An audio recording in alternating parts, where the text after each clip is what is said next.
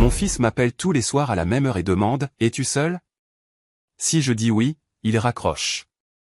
Si je dis non, il insiste pour savoir qui est avec moi. Hier soir, j'ai menti et lui ai dit que j'étais seul. Je n'aurais jamais imaginé que cela me sauverait.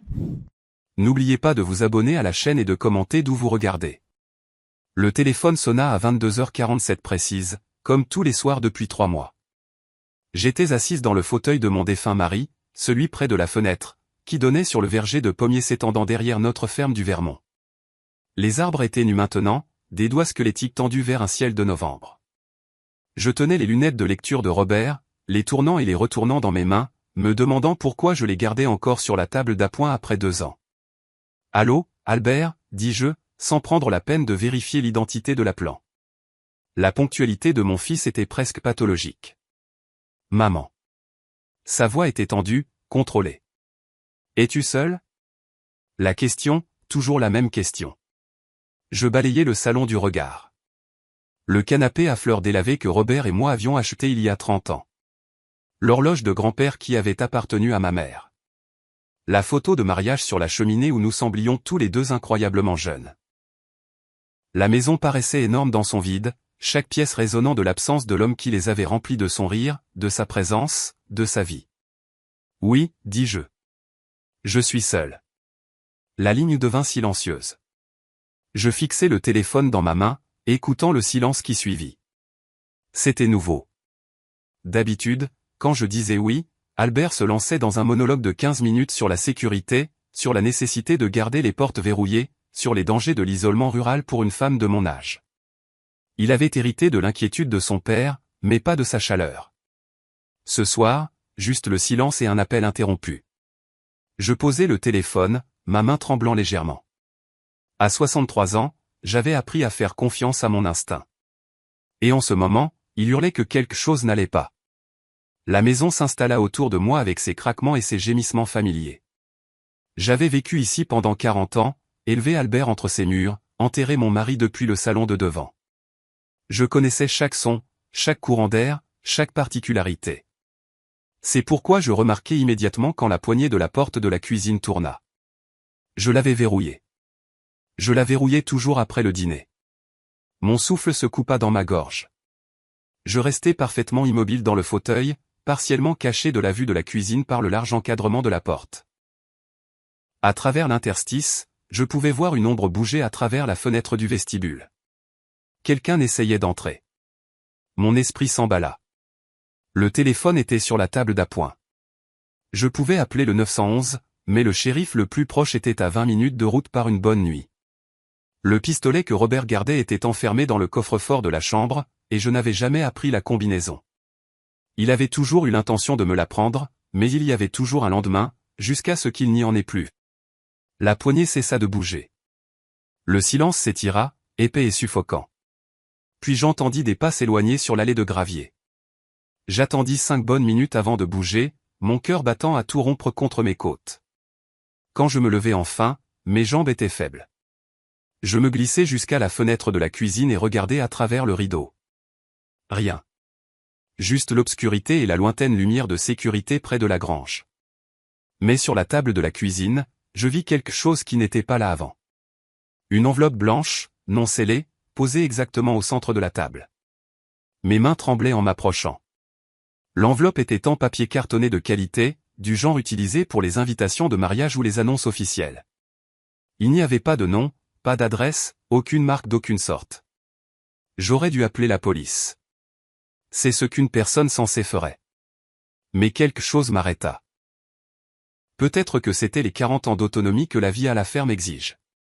Ou peut-être que c'était le souvenir de la voix d'Albert au téléphone. Cette étrange urgence dans sa question. « Es-tu seul ?» J'ouvris l'enveloppe. À l'intérieur se trouvait une seule photographie, vieille et légèrement délavée.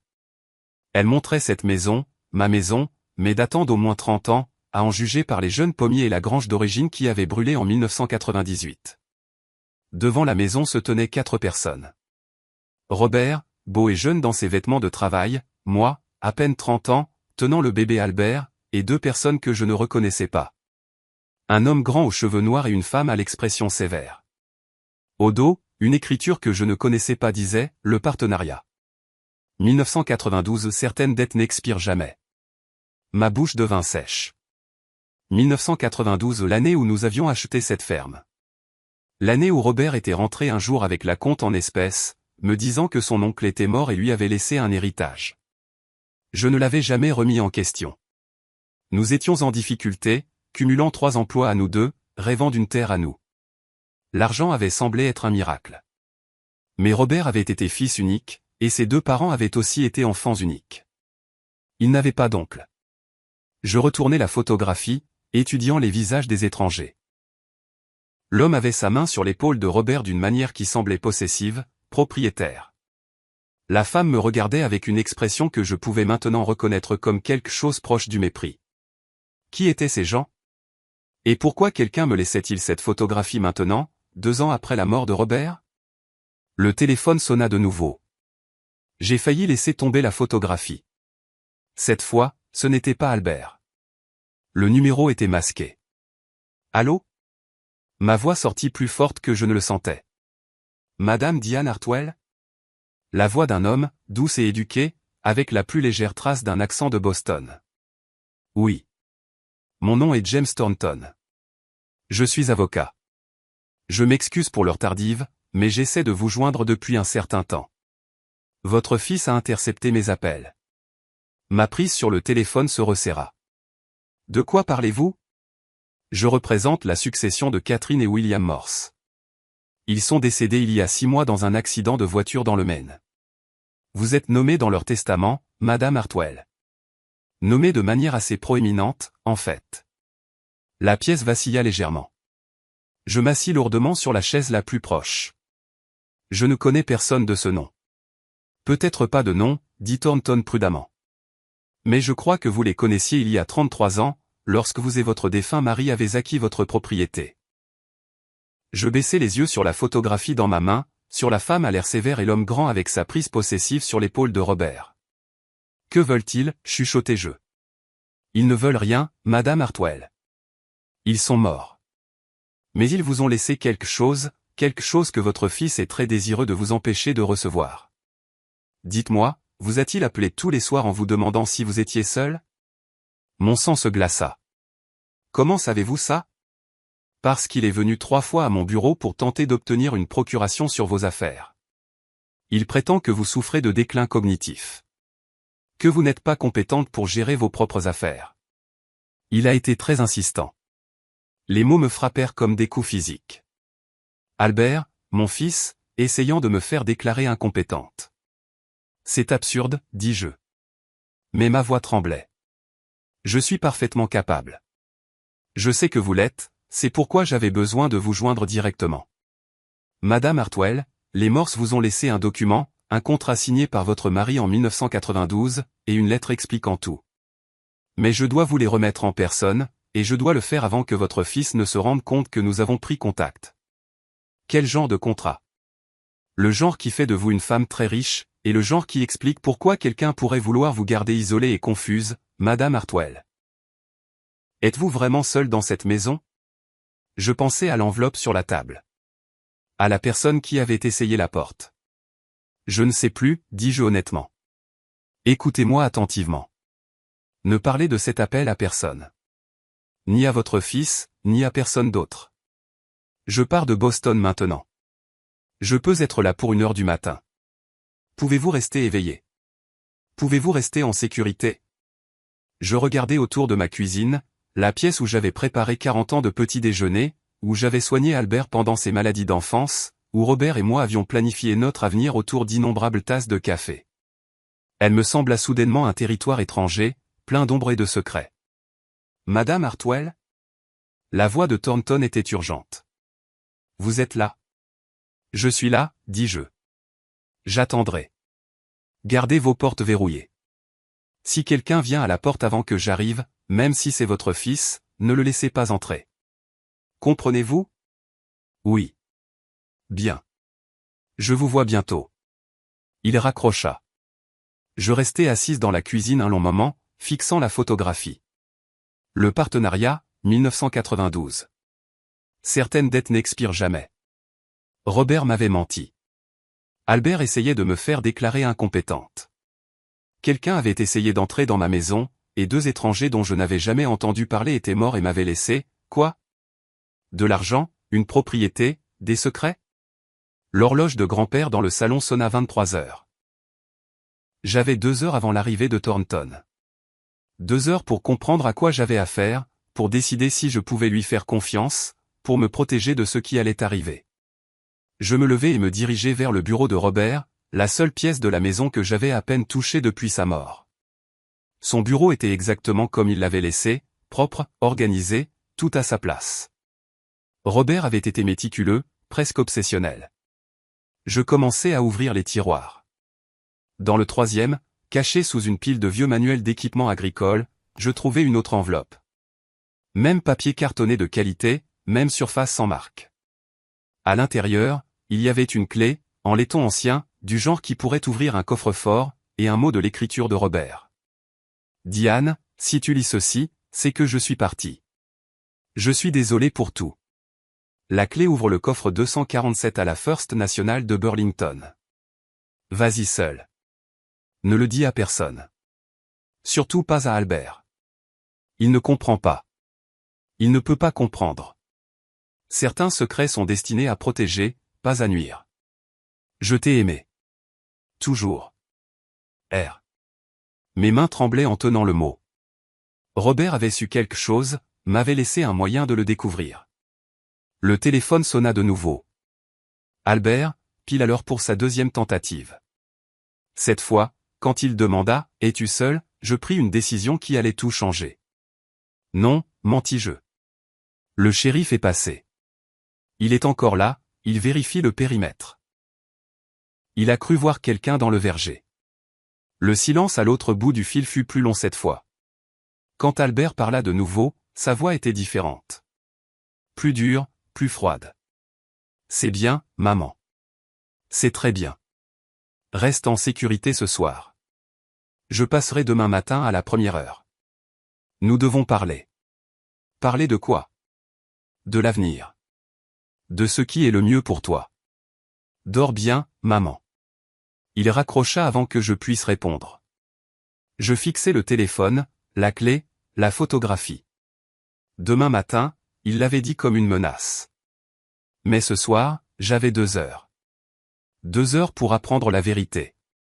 Et pour la première fois depuis des mois, peut-être des années, je ressentis quelque chose que je n'attendais pas. Je me sentais prête à me battre. Il me restait 90 minutes avant l'arrivée de Thornton. 90 minutes pour fouiller une maison pleine de 40 ans de vie accumulée à la recherche de réponses que mon mari avait délibérément cachées. Je commençai par le bureau de Robert, travaillant méthodiquement à travers chaque tiroir, chaque dossier, chaque livre sur les étagères. Registre de la ferme, déclaration de revenus, reçu d'équipement. Tout était méticuleusement organisé et paraissait complètement ordinaire. Trop ordinaire. Robert avait caché quelque chose, ce qui signifiait qu'il était doué pour ça. Je vérifiai ma montre. 23h30, la maison semblait différente maintenant, chargée de secrets. Chaque ombre paraissait plus sombre, chaque craquement plus sinistre. Dans le classeur, je trouvai notre acte de propriété. Je ne l'avais jamais vraiment lu avant. Robert s'était occupé de toute la paperasse. Maintenant, en l'étudiant à la lumière de la lampe, je vis quelque chose qui me serra l'estomac. La propriété n'avait pas été achetée en 1992. Elle avait été transférée. Les anciens propriétaires étaient listés comme William et Catherine Morse, le couple sur la photographie, le couple dont j'étais censé être nommé dans la succession. Nous n'avions pas acheté cette ferme. On nous l'avait donnée. Pourquoi quelqu'un donnerait-il une ferme de 100 acres avec une maison et une grange? Qu'avait fait Robert pour mériter un tel cadeau? L'horloge de grand-père sonna minuit et je faillis sauter de ma peau. Reprends-toi, Diane, me dis-je. Tu as survécu au cancer de Robert, à la gestion de cette ferme seule, à 2 hivers du Vermont sans lui. Tu peux gérer ça. Je me dirigeai vers la chambre, vers le placard de Robert. Ses vêtements y étaient encore suspendus. Je n'avais pas encore pu m'en séparer.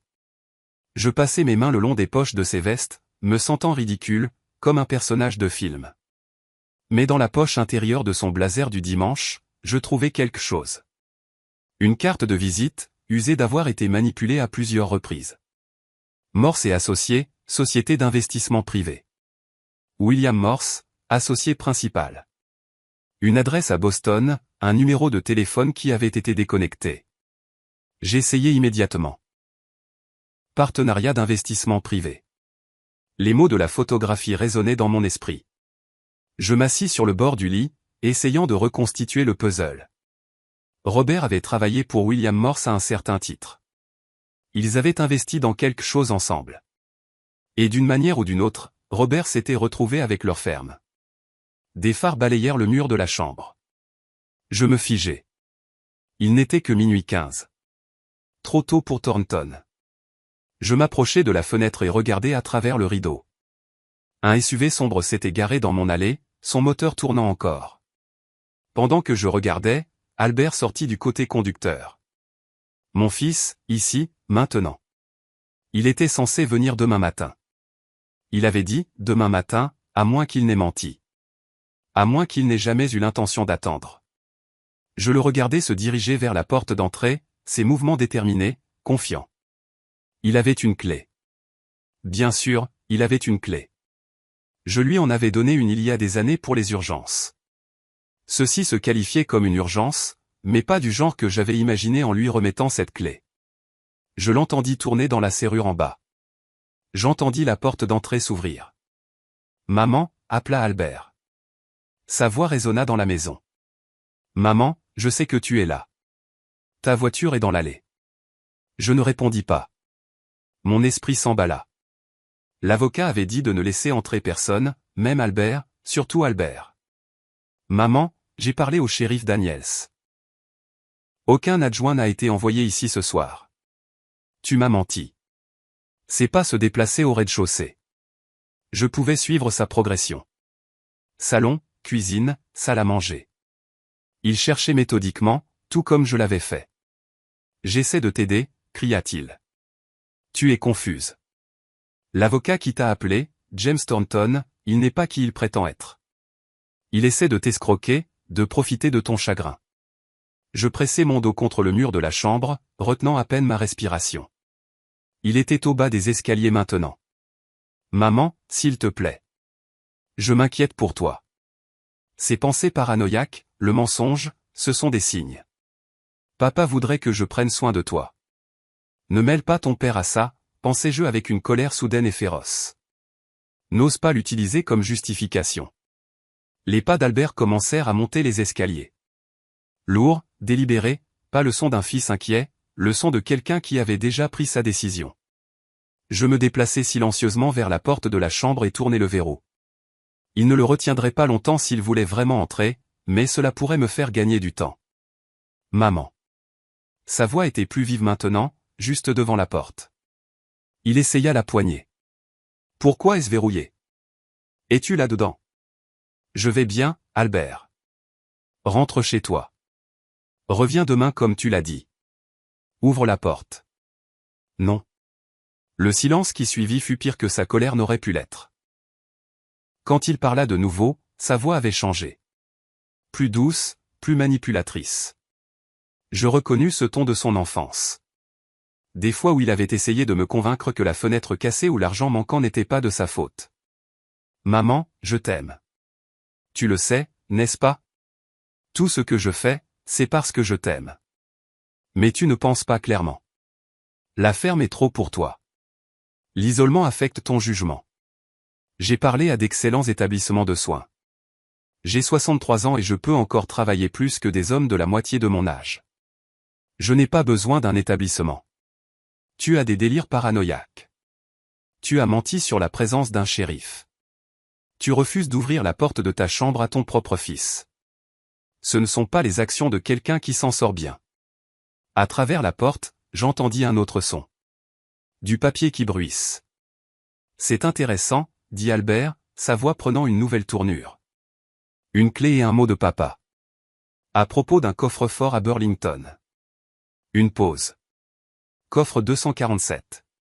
Ne le dis à personne, surtout pas à Albert. Il rit, mais il n'y avait aucun humour là-dedans.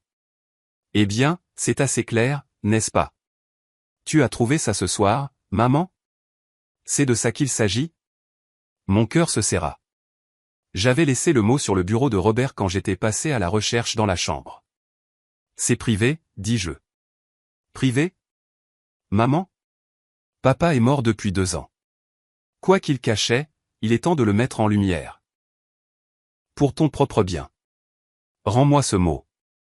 Je ne crois pas. En fait, je pense que demain matin, toi et moi allons faire un tour à Burlington ensemble. Nous allons ouvrir ce coffre et voir ce qui inquiétait tant papa.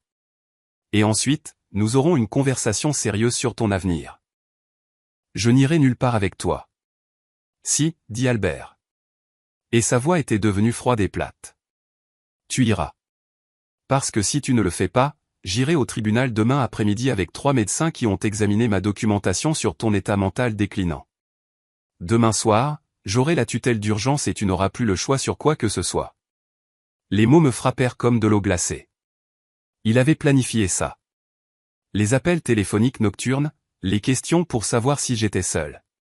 Il avait monté un dossier, documentant ce qu'il appellerait des preuves d'isolement et de paranoïa. Tu ne peux pas faire ça, dis-je, mais ma voix tremblait. Je peux. Je l'ai fait. La seule question est de savoir si tu rends les choses faciles ou difficiles. Ouvre la porte, maman. Parlons-en comme des adultes. Je regardai l'horloge sur la table de chevet. Minuit 35, Thornton ne serait pas là avant au moins 25 minutes. Pourrais-je retenir Albert aussi longtemps? J'ai besoin d'1 minute, dis-je. Laisse-moi m'habiller. Je suis en chemise de nuit. Tu as 2 minutes. Ses pas s'éloignèrent légèrement, mais je pouvais dire qu'il était toujours juste devant la porte. Je me dirigeai vers la fenêtre. La chambre était au 2e étage, mais il y avait un treillis en dessous, vieux et probablement pourri. Mais il avait supporté les rosiers grimpants de Robert pendant 20 ans. Pourrait-il me supporter? Avais-je le choix? J'ouvris la fenêtre aussi silencieusement que possible, grimaçant à chaque petit bruit. L'air de novembre entra, froid et vif. Je regardai en bas. Le treillis semblait encore plus fragile sous cet angle. Le temps est écoulé, maman.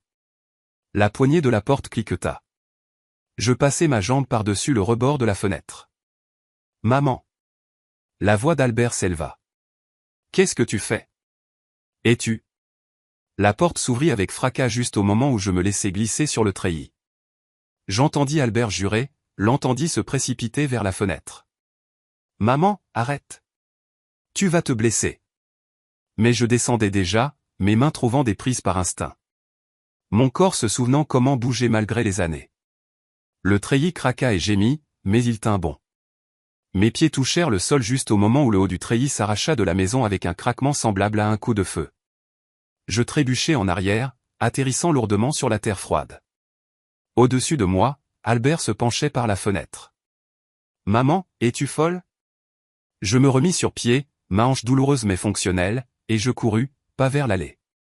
Albert m'attraperait simplement avec son SUV. Au lieu de cela, je courus vers le verger, vers l'obscurité entre les arbres nus. Maman. Albert était au téléphone maintenant. Je pouvais entendre sa voix portée dans la nuit. Ouais, c'est moi. Elle s'enfuit. Elle a trouvé le mot sur le coffre. Nous devons avancer le calendrier. Je continuai à courir, mon souffle court, les branches s'accrochant à mes vêtements. À qui parlait-il? Qui d'autre était impliqué dans tout ça? J'atteignis le vieil abri à matériel au bout du verger et m'y réfugiai, me pressant contre le mur. À travers les interstices des planches, je pouvais voir les lumières de la maison, la silhouette d'Albert se déplaçant dans les pièces. Mon téléphone. J'avais laissé mon téléphone dans la maison. J'étais seul dans le noir, en chemise de nuit et en pantoufles, pendant que mon fils me chassait sur ma propre propriété. L'absurdité de la situation aurait été drôle si elle n'avait pas été si terrifiante. Une nouvelle paire de phares entra dans l'allée. Pendant un instant fou, j'espérais que c'était Thornton qui arrivait en avance. Mais c'était une berline, et je regardais une femme en sortir. Grande, élégante, un manteau cher. Rachel, la femme d'Albert. Elle se dirigea vers la maison comme si elle en était la propriétaire, et Albert la rejoignit à la porte. Ils parlèrent à voix basse, je ne pouvais pas les entendre. Mais leur langage corporel était clair. Ils élaboraient une stratégie, planifiaient. Rachel ne m'avait jamais aimé. Elle l'avait clairement fait savoir dès le moment où Albert l'avait ramenée à la maison il y a 8 ans. Elle trouvait la ferme pittoresque et sale, mon style de vie peu sophistiqué. Mais je n'aurais jamais imaginé qu'elle aiderait Albert à faire quoi que ce soit, à moins qu'elle ne soit celle qu'il Y avait poussée. Je frissonnais dans l'abri froid, regardant mon fils et ma belle-fille me chercher. La ferme qui avait été mon sanctuaire pendant 40 ans était devenue un piège. Une autre paire de phares, cette fois, une Mercedes argentée, chère, déplacée. James Thornton en sortit, portant une mallette en cuir. Il regarda les deux voitures dans l'allée, Albert et Rachel debout sur le porche, et son expression se durcit. Il était en avance. Dieu merci, il était en avance. Je le regardais s'approcher de la maison. Je regardais la confrontation se dérouler en pantomime. Albert barrant la porte. Thornton montrant une pièce d'identité. Rachel au téléphone, agitée. Puis Thornton fit quelque chose d'inattendu. Il tendit un document à Albert, dit quelque chose de sec, et remonta dans sa voiture. Mais il ne partit pas. Il se gara sur le côté de l'allée et coupa le moteur. En attente. Albert et Rachel se retirèrent dans la maison. Les lumières s'allumèrent dans chaque pièce. Ils me cherchaient. Je devais atteindre Thornton. Je devais atteindre cette voiture. Mes 50 mètres de terrain découvert se trouvaient entre l'abri à matériel et l'allée, et Albert s'était positionné à la fenêtre avec une vue dégagée. Le téléphone dans la maison sonna. Je pouvais l'entendre même d'ici, strident et insistant. Une fois, 2 fois, 3 fois. Il s'arrêta. Puis, quelques instants plus tard, toutes les lumières de la maison s'éteignirent. Le courant. Quelqu'un avait coupé le courant. Dans l'obscurité, j'entendis la voix de Rachel s'élever d'alarme. Je vis des faisceaux de lampes de poche balayer les fenêtres. C'était ma chance. Peut-être ma seule chance. Je courus. Je courus dans l'obscurité, mes pantoufles silencieuses sur l'herbe durcie par le gel. Derrière moi, j'entendis Albert crier quelque chose. J'entendis la réponse plus aiguë de Rachel. Le faisceau de la lampe de poche se balança sauvagement, cherchant. Mais j'étais déjà à la Mercedes de Thornton, ouvrant la portière passager et me jetant à l'intérieur. Roulez, haltez-je. Roulez maintenant. Thornton n'hésita pas. Le moteur rugit et nous reculâmes à toute vitesse dans l'allée, projetant du gravier.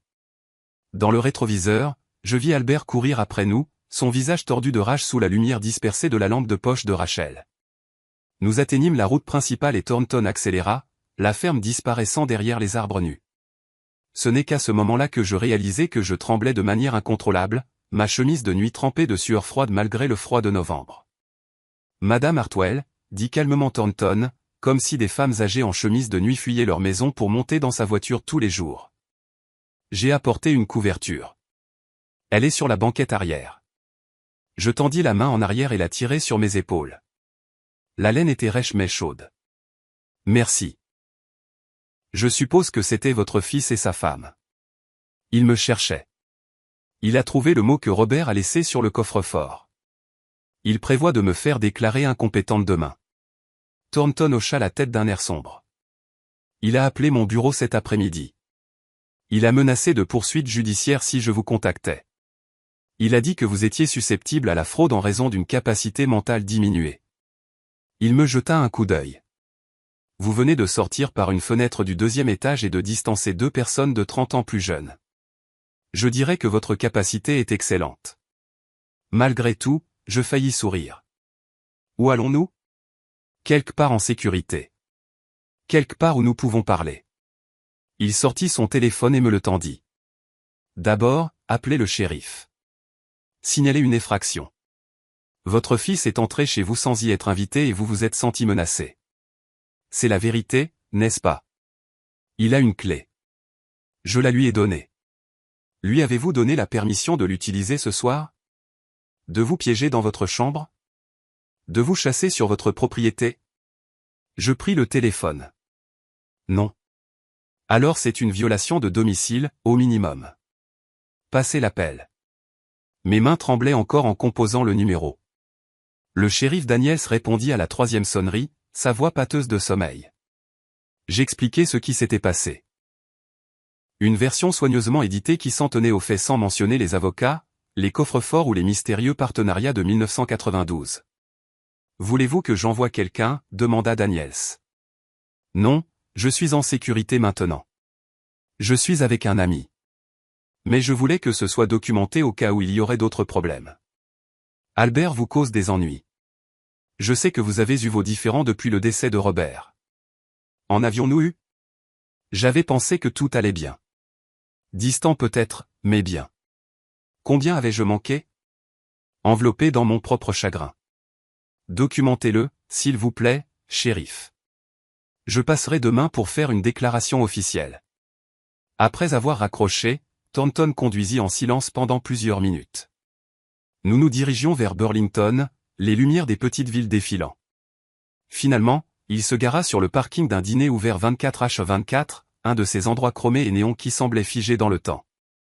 Du café, dit-il, et une conversation à l'intérieur, où il y a des témoins et des caméras. Malin. Je commençais à faire confiance au jugement de cet homme. Le dîner était presque vide, juste un camionneur au comptoir et une serveuse qui avait l'air trop fatiguée pour se soucier d'une femme en chemise de nuit couverte d'une couverture. Nous prîmes une banquette d'angle et Thornton commanda du café pour nous deux. Quand la serveuse partit, il ouvrit sa mallette et en sortit un épais dossier. Avant de vous montrer ces documents, dit-il, je dois vous expliquer quelque chose. William et Catherine Morse sont morts il y a 6 mois. Leur voiture est tombée d'un pont dans le Maine pendant une tempête. La police a conclu à un accident. Il fit une pause. Je ne suis pas convaincu que c'en était un. Ma tasse de café se figea à mi-chemin de mes lèvres. Vous pensez qu'ils ont été assassinés? Je pense qu'ils savaient quelque chose de dangereux. Et je pense que votre mari le savait aussi. Il fit glisser un document sur la table. Ceci est la déclaration de William Morse à mon attention. Enregistrée 2 semaines avant sa mort. Il savait qu'il était en danger. Il voulait s'assurer que certaines informations vous parviendraient s'il lui arrivait quelque chose. Je pris le document avec des mains tremblantes. C'était une transcription dactylographiée, d'aspect juridique et officiel, mais les mots étaient tout sauf formels. Mon nom est William Morse. J'ai 78 ans et je suis sain d'esprit. Cette déclaration est faite volontairement et en présence de James Thornton, avocat. En 1992, j'étais associé principal dans une société d'investissement privé. Nous étions spécialisés dans le capital risque, mais nous nous engagions également dans certaines transactions irrégulières. Des transactions qui impliquaient de l'argent provenant de sources qui préféraient rester anonymes. Robert Hartwell travaillait pour moi comme comptable. Il était brillant avec les chiffres, méticuleux, digne de confiance, ou du moins c'est ce que je pensais. Au printemps 1992, Robert a découvert que je blanchissais de l'argent pour une organisation criminelle, 3 millions de dollars sur 2 ans, acheminés par des investissements légitimes. Il est venu me voir avec les preuves. Je m'attendais à ce qu'il aille à la police. Au lieu de cela, il m'a fait une offre. Il voulait s'en sortir. Il voulait disparaître avec sa femme et son fils pour commencer une vie légitime loin de Boston. En échange de son silence, je lui donnerais ma ferme dans le Vermont, la propriété où ma femme et moi avions prévu de prendre notre retraite, et assez d'argent pour la gérer pendant les 5 premières années. Il emporterait les preuves avec lui, cachées dans un endroit sûr comme assurance. Je n'avais pas le choix. J'ai accepté. Robert Hartwell était un homme honnête contraint à une position malhonnête parce qu'il voulait protéger sa famille. Il ne savait pas, ne pouvait pas savoir que les gens avec qui j'étais impliqué n'oublient pas. Ne pardonnent pas. J'ai passé 33 ans à regarder par-dessus mon épaule. Catherine aussi. Et maintenant, ils nous ont trouvés. Je le sais. Je le sens. Si vous lisez ceci, Diane, c'est que je suis mort. Et Robert est déjà mort. Ce n'est pas une coïncidence. Les preuves que Robert a prises, registre financier, enregistrement, non, sont toujours là. Il m'a dit qu'il les avait cachées quelque part à la ferme. Un endroit que vous ne trouveriez que si vous en aviez besoin. Il a dit que vous étiez plus intelligente que quiconque ne le pensait et que s'il mourait subitement, vous trouveriez la solution. Vous devez les trouver, Diane. Pas pour l'argent. Dieu sait qu'il y en a assez. Et je vous laisse tout ce que j'ai pour compenser le danger dans lequel j'ai mis votre famille. Vous devez les trouver parce qu'ils viendront pour vous ensuite. Votre fils Albert ne connaît pas toute l'histoire. Il ne connaît que des bribes. Assez pour le rendre dangereux. Pas assez pour le garder en sécurité. Quelqu'un l'a approché il y a des années, lui a donné des informations, l'a retourné contre vous lentement. Il pense qu'il protège le nom de la famille, son héritage. Il ne se rend pas compte qu'il travaille pour les gens qui ont tué son père. Ne faites confiance à personne.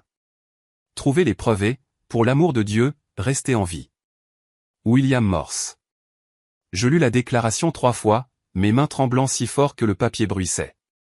Quand je levai enfin les yeux vers Thornton, ma voix sortit comme un murmure. Robert a été tué. Je le crois.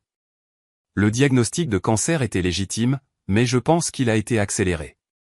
Il existe des composés qui peuvent accélérer la détérioration cellulaire, faire progresser une maladie naturelle plus rapidement, difficile à détecter, surtout chez quelqu'un déjà en phase terminale.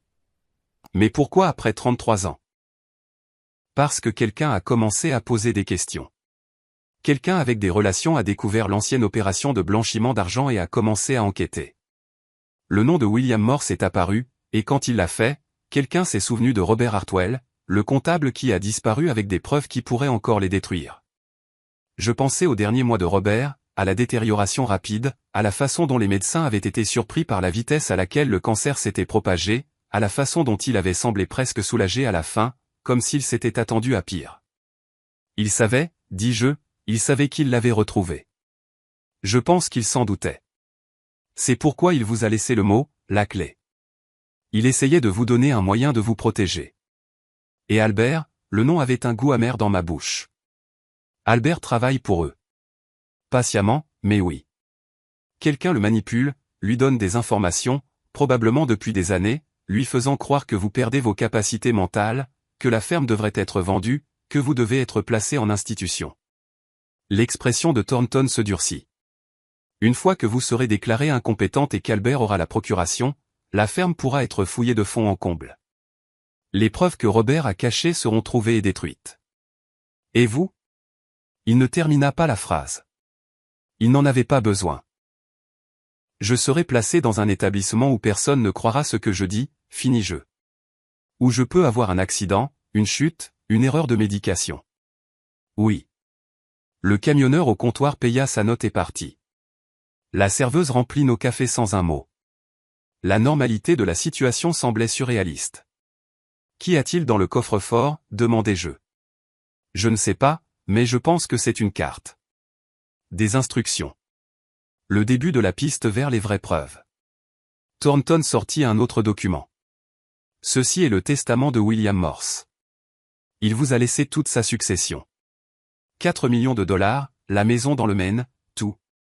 Mais il y a une condition. Vous ne pouvez y accéder qu'une fois que vous aurez trouvé les preuves de Robert et les aurez remises au FBI. 4 millions de dollars. Le montant que William avait blanchi. Paiement pour mon silence ou pour mon danger? Peut-être les deux. Il y a autre chose, dit Thornton. Il fit glisser une photographie sur la table. Elle montrait un homme d'une 50aine d'années, aux cheveux argentés, beau dans un costume cher. Reconnaissez-vous cet homme? J'étudiai la photo. Quelque chose dans ses yeux me semblait familier, mais je ne pouvais pas le situer. Non. Devrais-je? Son nom est James Carvey. Il était le partenaire de William Morse dans l'opération de blanchiment d'argent. C'est aussi un homme d'affaires très prospère maintenant. Légitime, ou du moins en apparence. Il possède une chaîne d'entreprises de fourniture médicale, siège à plusieurs conseils d'administration, est très respecté, et il rend visite à votre fils régulièrement depuis 1 an. Albert pense que Carvey est un consultant en affaires, qui l'aide à planifier son avenir financier. En réalité, Carvey est celui qui lui a fourni des informations sur votre supposé déclin mental, le préparant à prendre le contrôle. Les pièces s'emboîtèrent avec une clarté horrifiante. Les appels téléphoniques nocturnes demandant si j'étais seul. L'insistance croissante d'Albert sur le fait que la ferme était trop pour moi. L'intérêt soudain de Rachel pour ma santé, ses suggestions sur de beaux établissements pour personnes âgées. Ils avaient préparé le terrain lentement et soigneusement pour mon élimination. Comment savez-vous tout ça? Demandai-je. Thornton hésita. Parce que William Morse a engagé un détective privé avant de mourir. Quelqu'un pour surveiller sa famille et la vôtre. Quelqu'un qui a documenté chaque rencontre entre Carvey et votre fils. Il sortit un autre dossier, celui-ci épais de photographies, de transcriptions, de rapports de surveillance. Tout est là, mais ce ne sera pas suffisant pour condamner Carvey pour quoi que ce soit. La seule vraie preuve est ce que Robert a caché. Je regardais la pile de documents, les photographies, la preuve de la trahison de mon fils.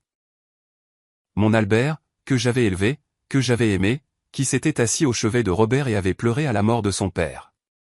Il avait été manipulé, oui, mais il avait aussi été consentant. Consentant à croire que j'étais incompétente. Consentant à me faire enfermer. Nous devons accéder à ce coffre-fort, dis-je. Maintenant, ce soir. La banque n'ouvre pas avant 9 heures du matin. Alors, nous attendons. Mais pas ici. Je serrai la couverture plus fort autour de mes épaules. Carvey est au courant du coffre maintenant. Albert aura dû le lui dire. Ils attendront à la banque. J'y ai pensé. Thornton sortit son téléphone et passa un appel. Gregory, c'est James. J'ai besoin de ce service. Oui, ce soir.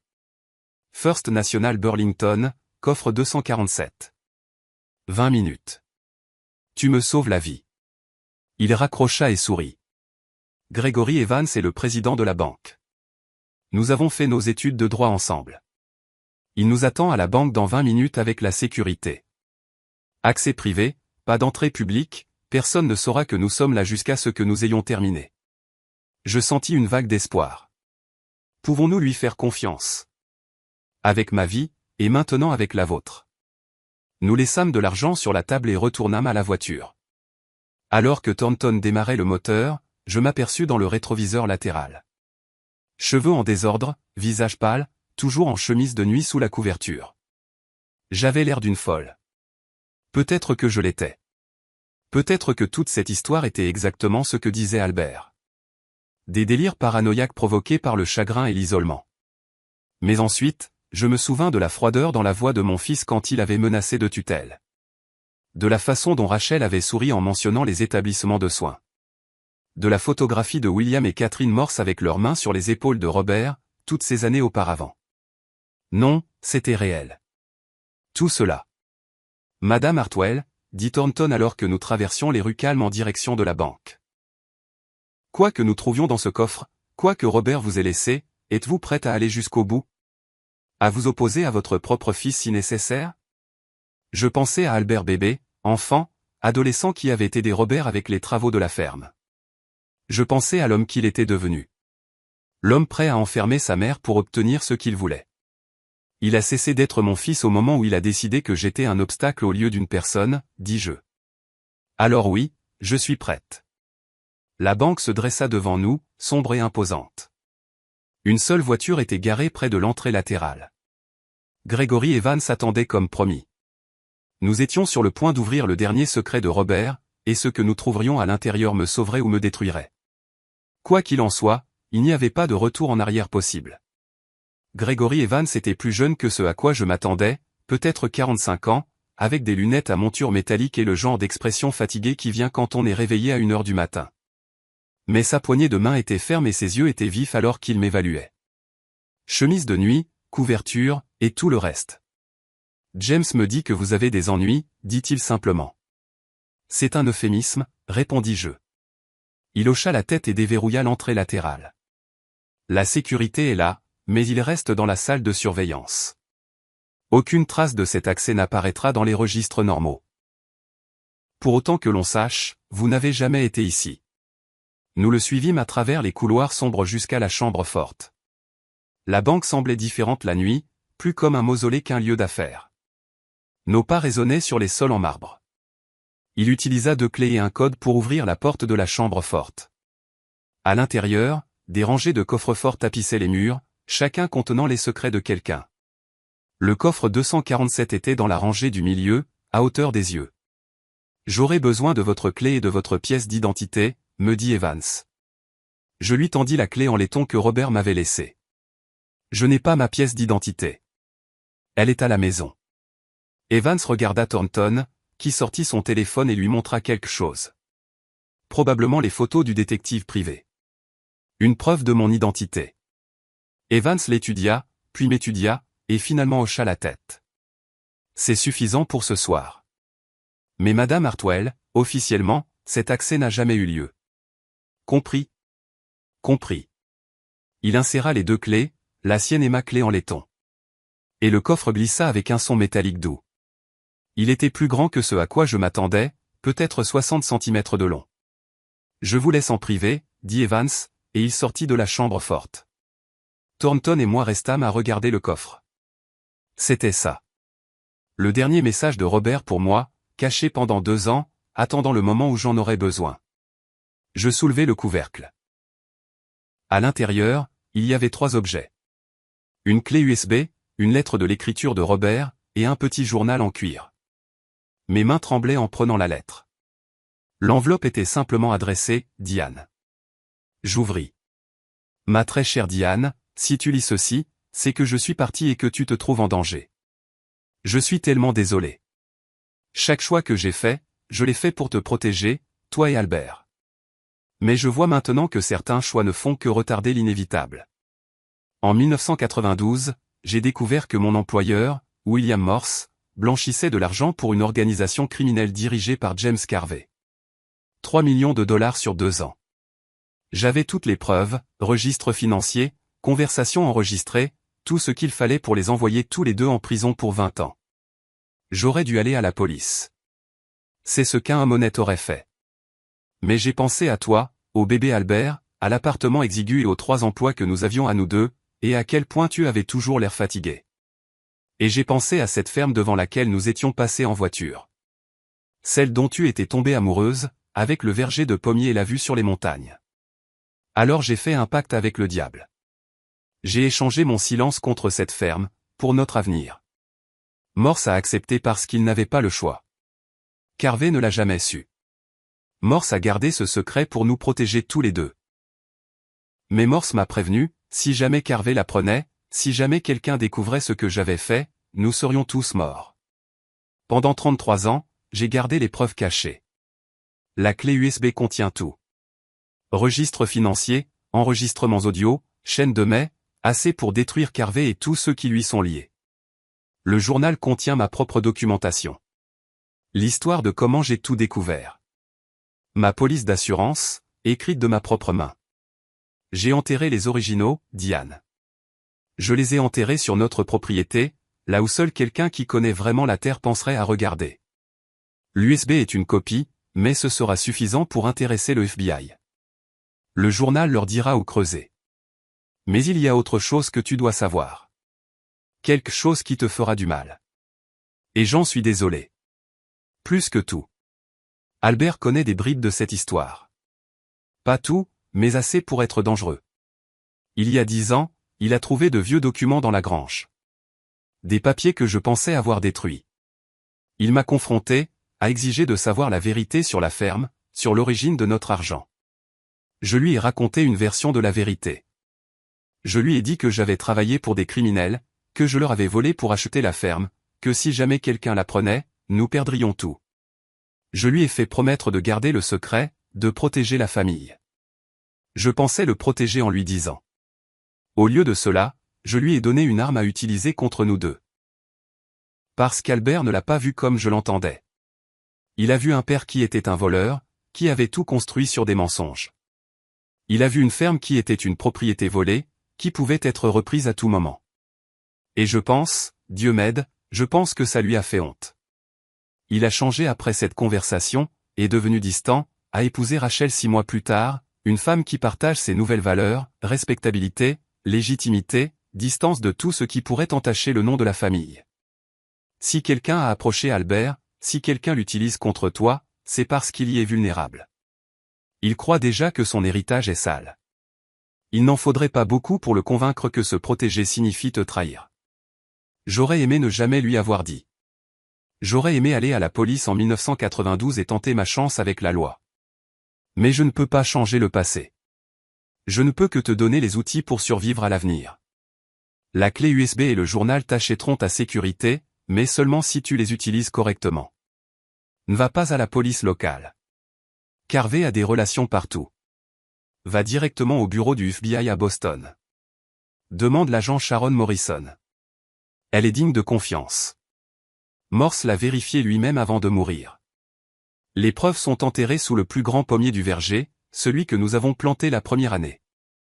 Creuse à 1,5 m de profondeur, directement au centre du tronc.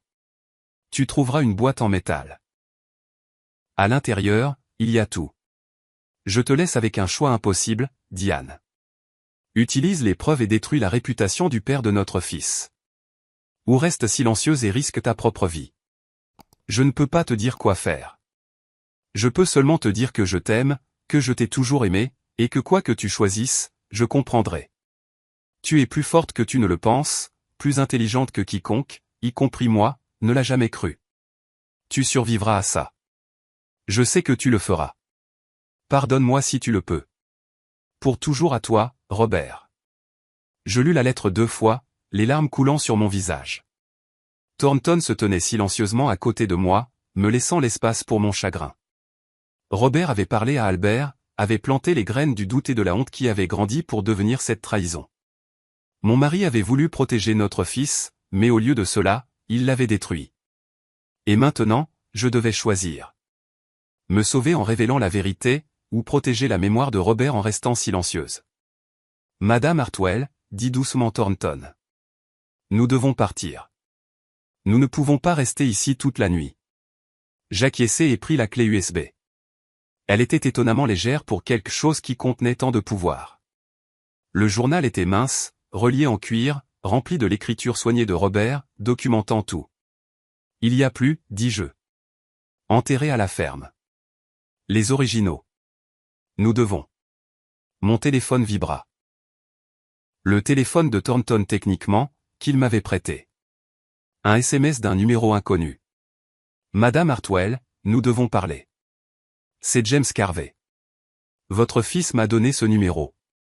Je comprends que vous soyez contrarié, mais je vous assure que tout ce que fait Albert est dans votre meilleur intérêt. Appelez-moi. Discutons rationnellement. Mon sang se glaça. Il a ce numéro. Comment a-t-il ce numéro? L'expression de Thornton s'assombrit. Je l'ai donné à l'avocat d'Albert cet après-midi quand il faisait des menaces. Courtoisie professionnelle standard. Il jura à voix basse. Ce qui signifie que Carvey a des relations au sein de l'équipe juridique d'Albert. Un autre SMS arriva. Je sais que vous êtes à la banque, Diane. Ne rendez pas les choses plus difficiles qu'elles ne doivent l'être. Les preuves que vous pensez avoir sont sans valeur sans contexte. Je peux tout expliquer. Je peux m'assurer que vous êtes protégé, pris en charge. Mais vous devez me faire confiance. Il surveille la banque, chuchotai-je. Il sait que nous sommes ici. Thornton sortit son propre téléphone et appela Evans. Gregory, nous devons sortir par le quai de chargement, maintenant. Il écouta un instant. Je me fiche du protocole. Il y a un homme dangereux qui surveille le bâtiment. Il me prit par le coude et me guida vers la porte de la chambre forte. Allons-y, Evans nous attend à l'arrière du bâtiment avec sa voiture. Nous nous dépêchâmes à travers les couloirs. La clé USB serrée dans ma main, le journal niché sous mon bras. Derrière nous, j'entendis quelque chose. Un son qui aurait pu être l'ouverture de la porte principale. Courez, dit Thornton. Nous courûmes. Le quai de chargement se trouvait à l'arrière du bâtiment, accessible par un couloir de service qui sentait les produits de nettoyage et le vieux papier. Evans était déjà là, sa BMW au ralenti, la portière arrière ouverte. Entrez. Nous nous jetâmes sur la banquette arrière, et Evans accéléra avant même que j'aie fermé la porte.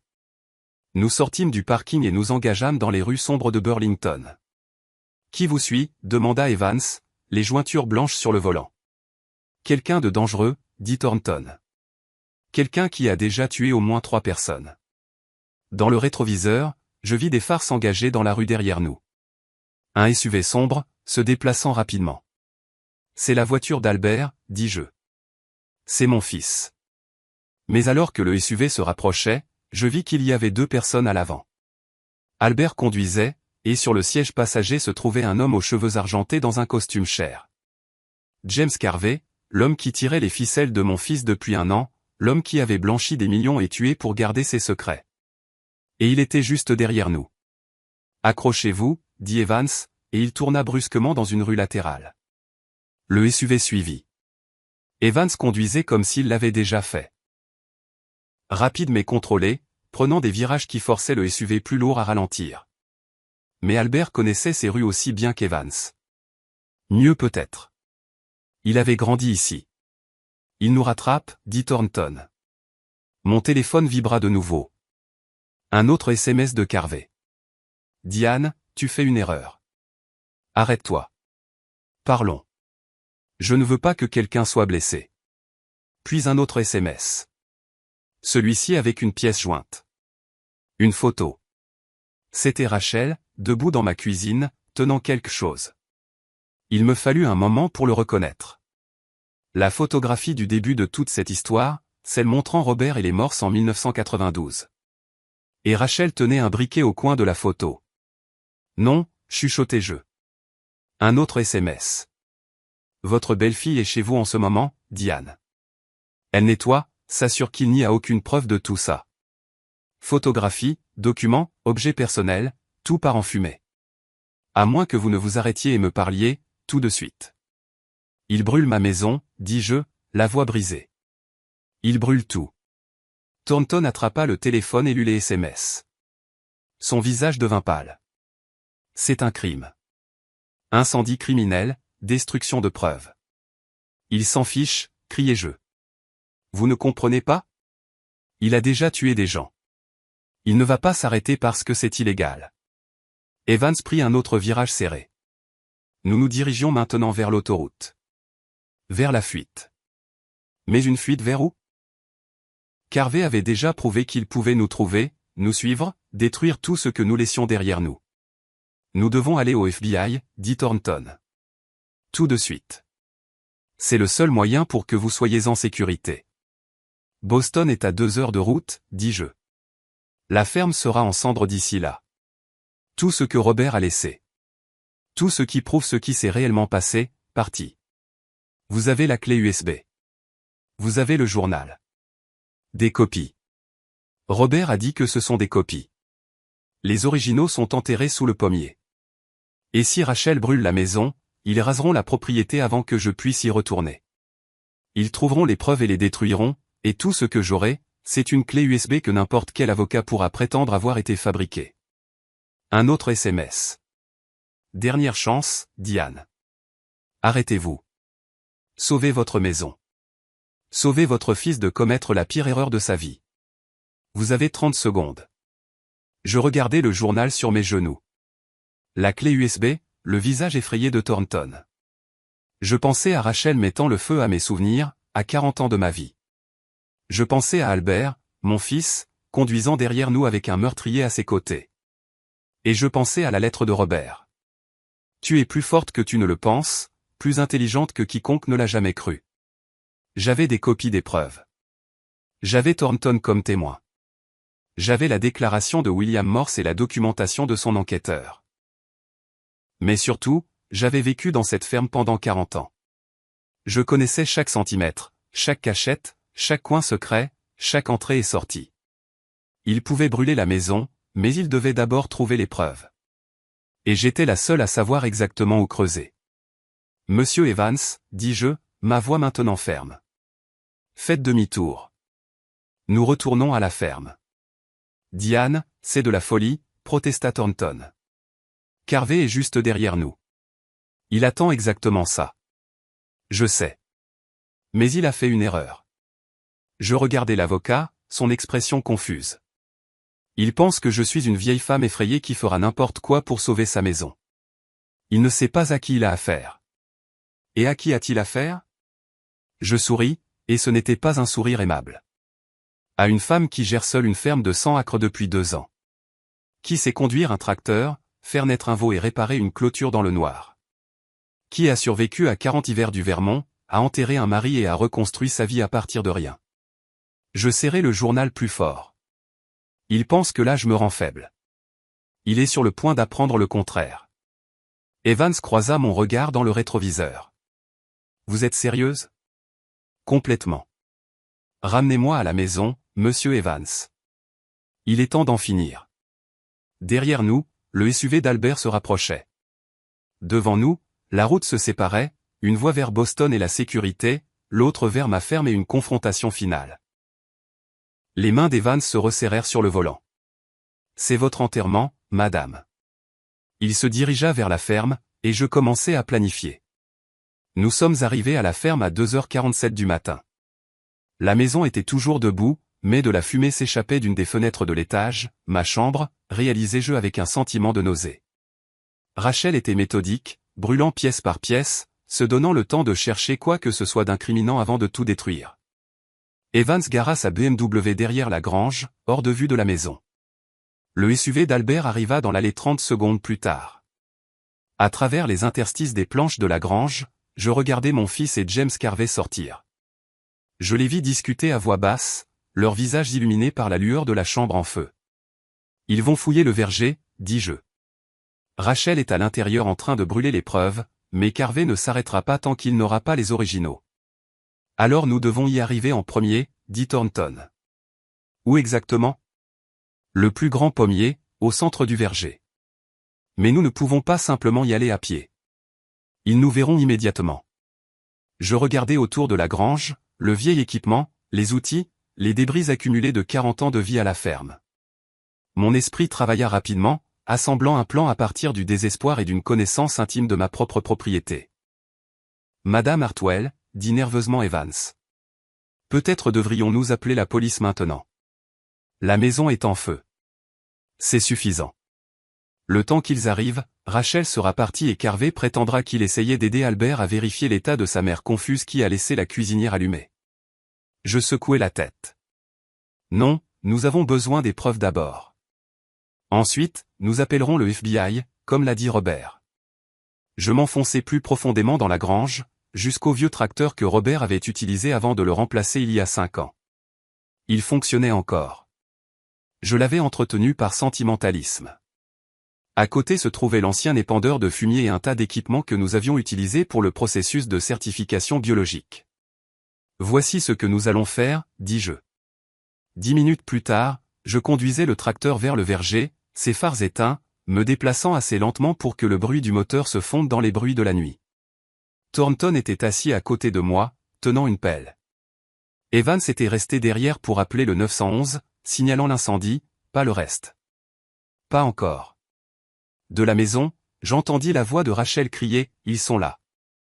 Je vois une voiture derrière la grange. Des pas qui courent. Albert et Carvey se dirigeant vers l'endroit où nous étions. Le tracteur gronda en passant la première rangée de pommiers.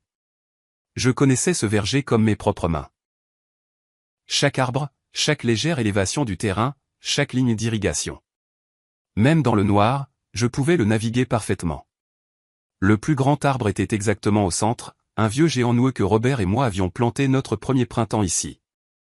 Nous étions si jeunes, si pleins d'espoir, certains que tout pousserait fort et sain.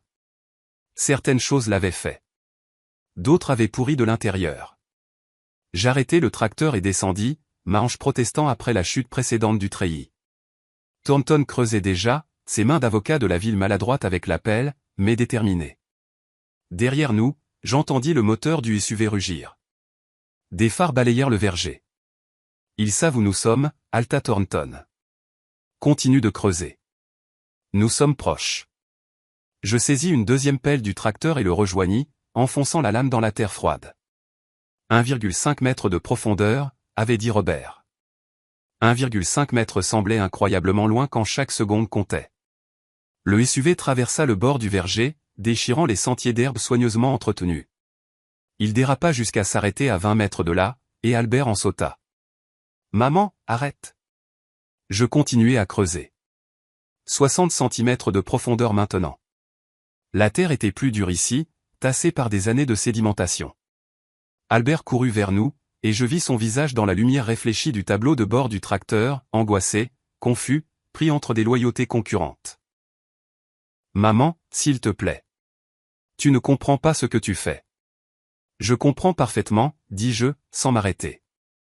Je comprends que James Carvey te manipule depuis 1 an. Je comprends que ton père a fait un choix terrible en 1992 pour protéger notre famille. Et je comprends que tu étais prêt à me faire enfermer plutôt que d'affronter la vérité. La vérité? Le rire d'Albert était cassant. La vérité, c'est que papa était un criminel. Il faisait chanter les gens, volait des biens, a construit toute notre vie sur l'extorsion. Il nous a protégés, dis-je. Un maître maintenant. Mes bras me faisaient mal, mais je continuais à creuser. Des hommes qui nous auraient tous tués. D'un système qui ne se serait pas soucié de garder une jeune famille ensemble. Il a fait un choix impossible et il en a payé le prix depuis. Carver était sorti du SUV maintenant, se déplaçant plus lentement, plus prudemment. Il souriait, remarquai-je. Il souriait vraiment, comme si tout cela n'était qu'un jeu amusant. Diane, dit-il, sa voix douce comme de la soie. Vous nous avez mené une sacrée course-poursuite, mais c'est fini maintenant. Vous ne pouvez pas creuser assez vite. Et même si vous le pouviez, quoi ensuite? Vous remettriez des preuves qui détruiront la réputation de votre mari, l'héritage de votre fils, le nom de votre famille. Pourquoi? La vengeance? Pour la justice, dis-je. 1,20 m. L'appel heurta quelque chose avec un bruit métallique. Le sourire de Carver disparut. Albert, arrête là, maintenant. Albert hésita, regardant entre moi et Carver. À ce moment-là, je vis le petit garçon que j'avais élevé. Celui qui pleurait pour les oiseaux blessés, qui m'avait aidé à soigner Robert pendant ces derniers jours. Ce garçon était toujours là, quelque part sous la manipulation et la peur. Albert, dis-je doucement, tout en creusant autour de l'objet métallique. Ton père t'a laissé une lettre aussi. Elle est dans le coffre-fort. Lis-la avant de faire quoi que ce soit. S'il te plaît. Il n'y a pas de lettre, lança Carver. Elle ment. Diane, éloigne-toi du trou. Il avait sorti une arme. Petite, sombre, pointée directement sur moi. Thornton se figea au milieu de son geste. Carver, range ça. Tu es filmé. Quelle caméra? Carver rit. Celle que je porte. Thornton tapota son revers de veste où une petite caméra bouton était à peine visible. Enregistrement de tout. Audio et vidéo. Téléchargement sur le cloud en temps réel. Tirez sur quelqu'un ici et vous serez filmé en train de commettre un meurtre. C'est votre choix. Je n'étais pas au courant de la caméra. Thornton avait mieux planifié que je ne l'avais cru. La main de Carver vacilla, mais l'arme resta levée. Malin. Mais voici le truc avec les avocats. Vous mourrez aussi facilement que n'importe qui d'autre. Et une fois que vous êtes mort, je peux détruire cette caméra et toutes les copies que vous avez faites. Vous n'aurez pas le temps, dis-je. J'avais atteint la boîte en métal maintenant, je la dégageais de la terre. Parce que le FBI est déjà en route. J'ai envoyé un SMS à l'agent Sharon Morrison il y a 20 minutes depuis le téléphone de Monsieur Evans. Elle sait tout. Le blanchiment d'argent, les meurtres, tout. Ils seront là dans 30 minutes, peut-être moins. Je n'avais en fait envoyé de SMS à personne, mais Carver ne le savait pas. Son visage devint pâle. Vous bluffez. Ah oui? Je libérai la boîte en métal et la posai sur le sol. Elle était verrouillée, mais j'avais la clé. Une autre en laiton, jumelle de la clé du coffre-fort que Robert avait laissé dans son mot. Toute votre opération documentée en détail. Des registres financiers remontant à 30 ans.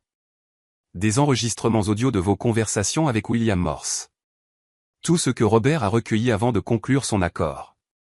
Alors nous le détruirons avant leur arrivée, dit Carver en levant l'arme plus haut. Donnez-la maintenant. Non. Je me levai, la boîte serrée contre ma poitrine, et lui fis face. Une vieille femme en chemise de nuit couverte de terre, épuisée et terrifiée, mais absolument certaine. Vous allez en prison, monsieur Carver. Pour meurtre, pour blanchiment d'argent, pour tout ce que vous avez fait. Et rien de ce que vous ferez ici ce soir ne changera cela. Maman, la voix d'Albert se brisa. Maman, s'il te plaît. Il va te tuer. Alors il me tuera, dis-je simplement. Mais je ne le laisserai pas gagner. Pas après ce qu'il a fait à ton père. Pas après qu'il t'ait utilisé contre moi. Au loin, j'entendis des sirènes. Des vraies cette fois. Les pompiers répondant à l'appel d'Evans. Et derrière eux, peut-être autre chose. Plus de sirènes. Plus proche. Carver les entendit aussi. Son expression se durcit. Dernière chance, Diane. Je regardais mon fils, l'homme qu'il était devenu. Faible là où j'avais espéré de la force, craintif là où je rêvais de courage, mais toujours mon fils, toujours récupérable, peut-être, s'il faisait le bon choix. Maintenant, Albert, dis-je. Ton père t'aimait. Tout ce qu'il a fait, chaque erreur qu'il a commise, c'était pour te donner une vie meilleure que la sienne. Ne laisse pas cet homme, ce meurtrier, te rendre complice de ma mort. Ne le laisse pas te transformer en quelque chose dont tu ne pourras pas revenir. Albert me regarda, puis Carver, puis l'arme, et il fit son choix. Il s'interposa entre nous, bloquant le tir de Carver. Non, dit Albert. Sa voix était ferme maintenant. Certaine. Baisse l'arme, James. Dégage, Albert. Ne sois pas stupide. J'ai dit non. C'est fini. Elle a raison. Le FBI arrive. Tu es fini. Mais je ne suis pas obligé d'être fini avec toi. Je peux encore choisir qui je suis. Le visage de Carver se tordit de rage. Espèce de pathétique. Le coup de feu fut assourdissant dans le verger silencieux, mais ce n'était pas l'arme de Carver. C'était le shérif Daniels, apparaissant de derrière le SUV avec 3 adjoints, son arme pointée sur la tête de Carver. Lâchez-la. Lâchez l'arme maintenant. Carver resta figé un long moment, l'arme toujours pointée sur le dos d'Albert. Puis, lentement, il l'abaissa et la laissa tomber au sol. Daniels repoussa l'arme d'un coup de pied et menotta Carver avec une efficacité professionnelle. James Carver, vous êtes en état d'arrestation pour tentative de meurtre, menace criminelle et complot d'incendie criminel. Vous avez le droit de... Les droits Miranda s'estompèrent en bruit de fond alors que je m'effondrais sur le sol, la boîte en métal toujours serrée contre ma poitrine. Mes mains tremblaient si fort que je pouvais à peine la tenir. Albert s'agenouilla à côté de moi, son visage mouillé de larmes. Maman, je suis tellement désolé. Je suis tellement désolé. Je le regardais vraiment, et je vis le garçon que j'avais élevé se battre pour refaire surface à travers des années de manipulation, de peur et de honte. Tu as fait le bon choix, chuchotai-je. Au dernier moment. Tu as fait le bon choix. C'est ce qui compte. Thornton m'aida à me relever alors que d'autres véhicules arrivaient. Des camions de pompiers, d'autres voitures de police, et finalement une berline noire qui criait autorité fédérale. Une femme d'une 40aine d'années en sortit, son badge déjà visible. Agent Sharon Morrison, FBI, dit-elle en s'approchant de nous.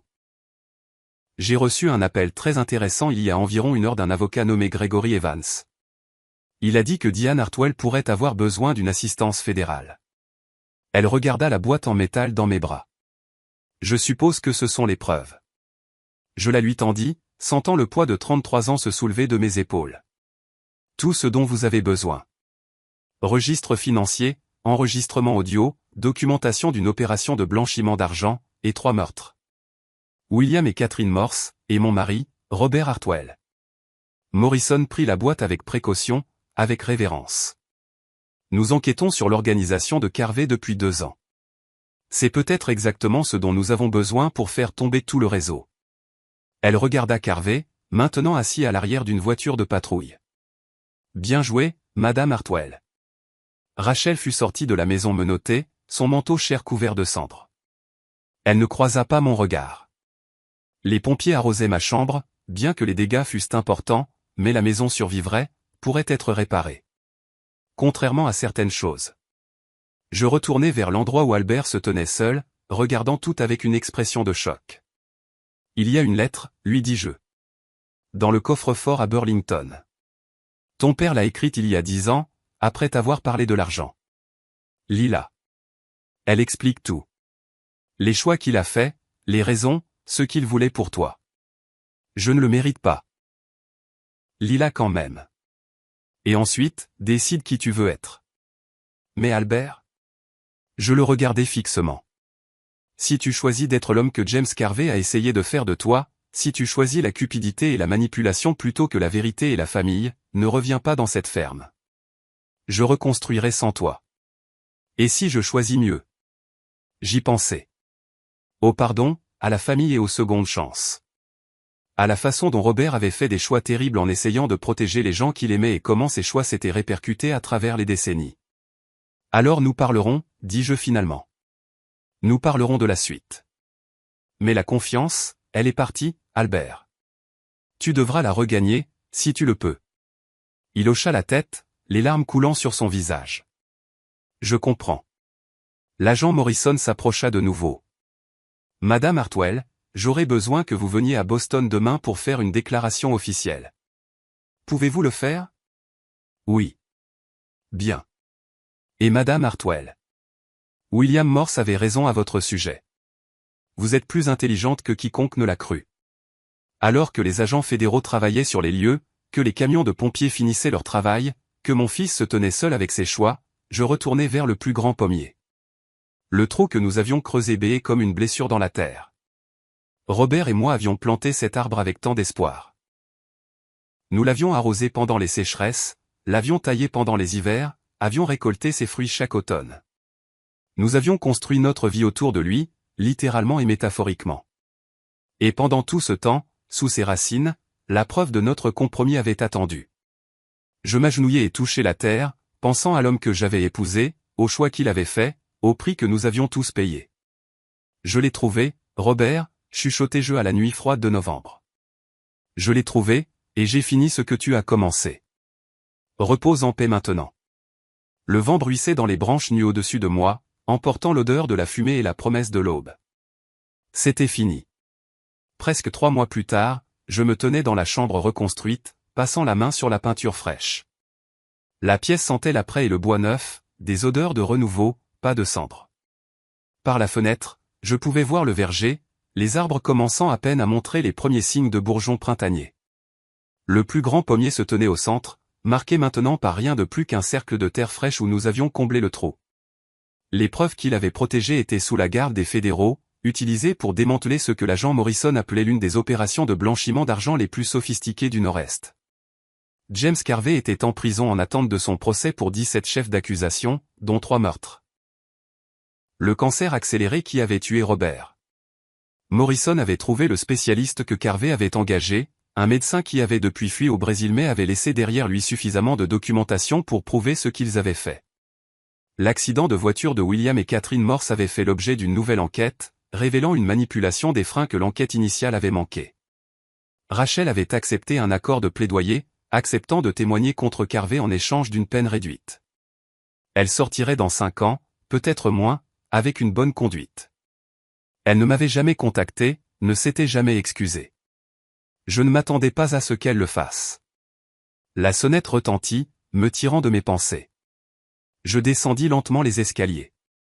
Ma hanche me faisait encore mal les matins froids, un rappel permanent de la nuit où j'étais descendu du treillis. J'ouvris la porte. Albert se tenait sur le porche, tenant une boîte de pâtisserie et l'air incertain. C'était sa 4e visite depuis cette nuit-là. Les 3 premières avaient été brèves, maladroites, nous deux contournant tout ce qui s'était passé. Mais il continuait de revenir, continuait d'essayer, et cela comptait pour quelque chose. « Salut, maman, dit-il doucement. J'ai apporté du gâteau au café, celui que papa aimait. » Je m'écartai pour le laisser entrer. « Merci. » Nous nous assîmes à la table de la cuisine, la même table où j'avais trouvé la photographie qui avait tout déclenché. Cette photographie était maintenant une preuve dans une affaire fédérale, avec tant d'autres morceaux de ma vie. Mais j'avais des copies, et des souvenirs, et lentement, je reconstruisais ce qui avait été pris.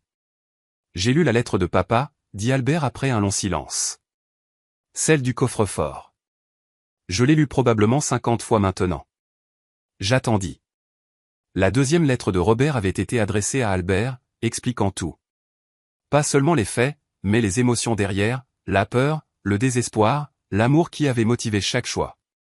Je l'avais lu une fois, avec la permission de James Thornton, avant qu'elle ne soit versée au dossier. Elle m'avait fait pleurer pendant des jours. Il m'aimait, continua Albert, la voix étranglée. Je le savais intellectuellement, mais je m'étais convaincu que cet amour était conditionnel, que s'il m'avait vraiment aimé, il n'aurait pas construit notre vie sur un mensonge. Et maintenant ? Maintenant, je comprends qu'il a construit notre vie sur un sacrifice. Il a vu une opportunité de nous donner quelque chose de mieux, quelque chose qu'il n'avait jamais eu. Et il l'a saisi, même en connaissant le risque, même en sachant qu'il devrait porter ce poids pour toujours. Albert leva les yeux vers moi, ses yeux rouges. J'ai passé 10 ans à le détester d'être imparfait, de ne pas être le héros que j'avais imaginé.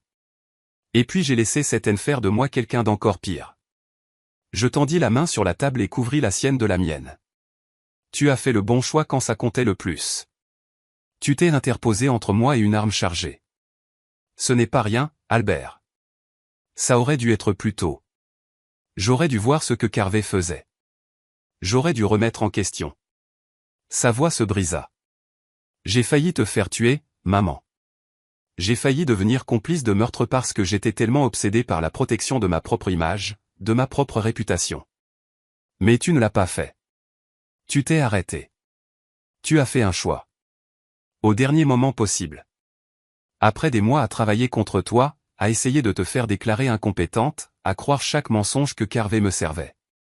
Il retira sa main et se leva, arpentant la pièce jusqu'à la fenêtre. L'avocat que papa voulait que je lise la lettre avec, celui qui devait être l'exécuteur testamentaire. Carver l'a eu en premier. Il lui a dit que j'étais préoccupé par ton état mental. Lui a demandé de recommander des médecins qui pourraient t'évaluer. Je pensais être responsable. Je pensais protéger la famille. Je le rejoignis à la fenêtre, regardant la terre que Robert et moi avions construite ensemble.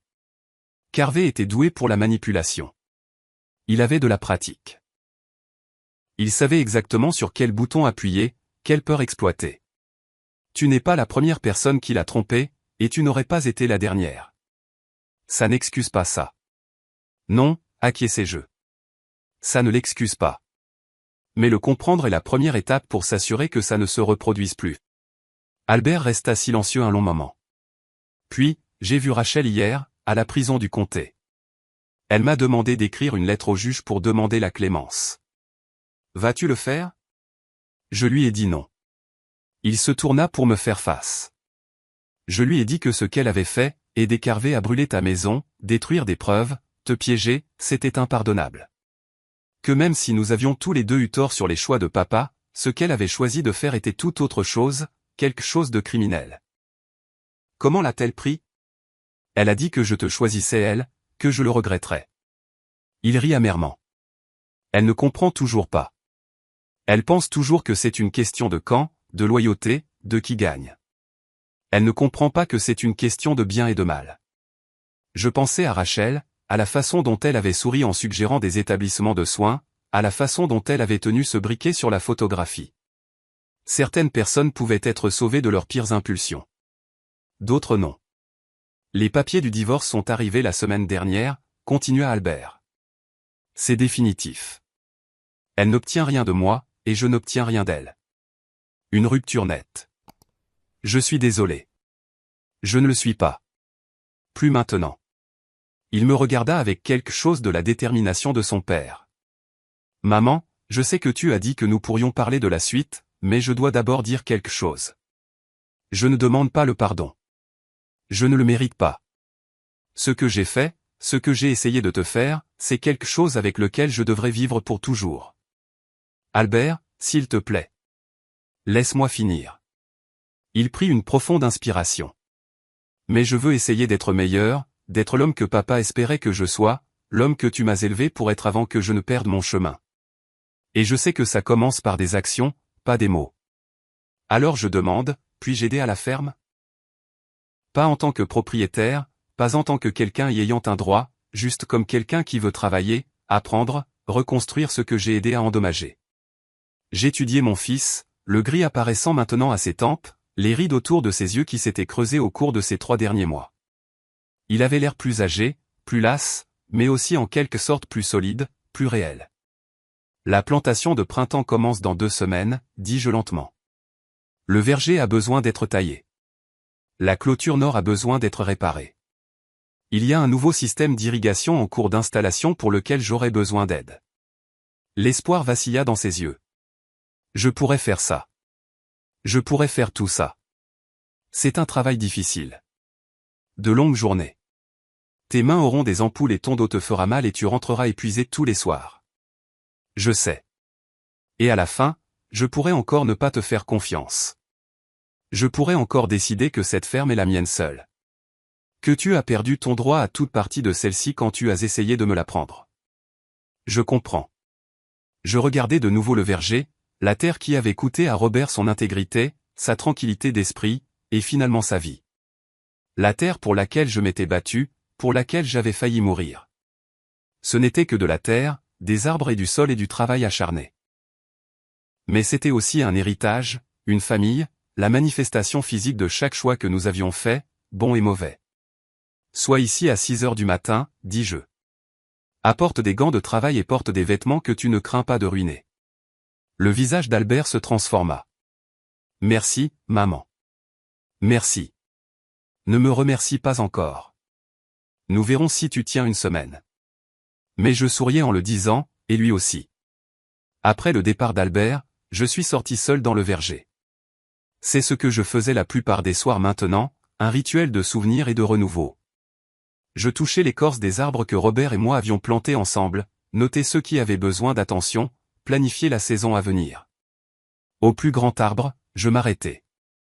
Quelqu'un avait laissé des fleurs. L'agent Morrison, qui me rendait visite de temps en temps pour me tenir au courant de l'affaire. Elle était devenue une sorte d'amie. Cette agente fédérale qui comprenait que la justice était plus que de simples affaires classées. Madame Hartwell.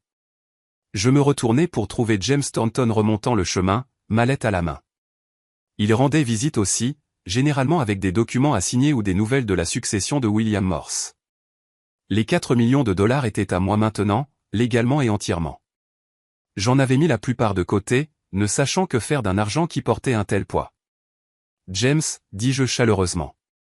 Je ne vous attendais pas aujourd'hui. J'ai des nouvelles. Il souriait, ce qui signifiait généralement de bonnes nouvelles. Le dernier des associés de Carvey a accepté un accord de plaidoyer ce matin. Morrison dit qu'ils ont maintenant assez pour le mettre en prison à vie. Probablement plusieurs peines à perpétuité.